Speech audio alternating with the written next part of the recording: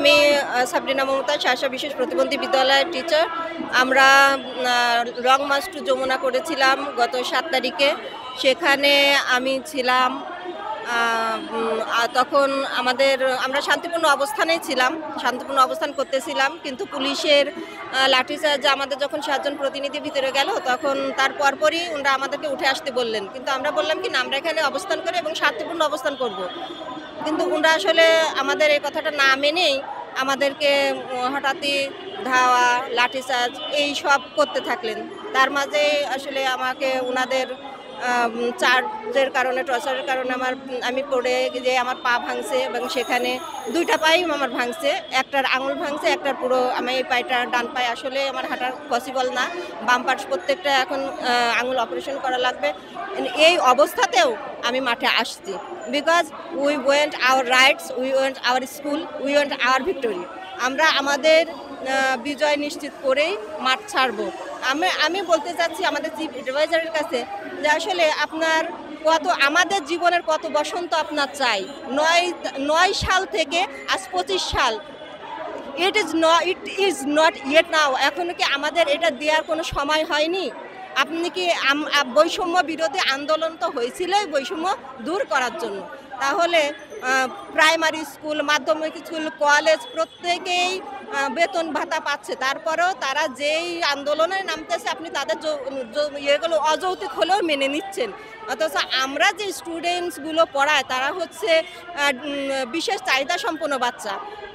প্রাইমারির school ওরা বলল যে আমরা হচ্ছে আপনার স্কুল বন্ধ করে দিলাম, আমরা মাঠে থাকবো, আমাদের স্কুল বন্ধ করে দেবো, আমরা পরীক্ষা নিব না। আপনি তখনই তাদের হচ্ছে দাবিগুলো মেনে নিলেন। তো আমরা যে স্কুল বন্ধ করে এখানে মাসের পর মাস আছি, তাহলে এই যে বিশেষ চাহিদা সম্পন্ন শিশু, এদের কি আসলে পরীক্ষা আপনারা দিতে দিবেন না?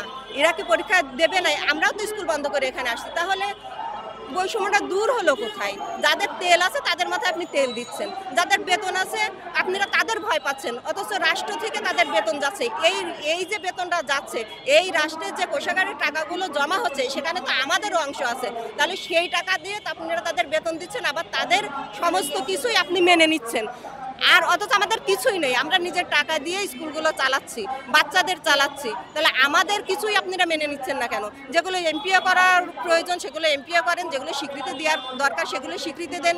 আর এইটুকু নেয়ার জন্য আপনি আমাদের কাছে কি চাচ্ছেন?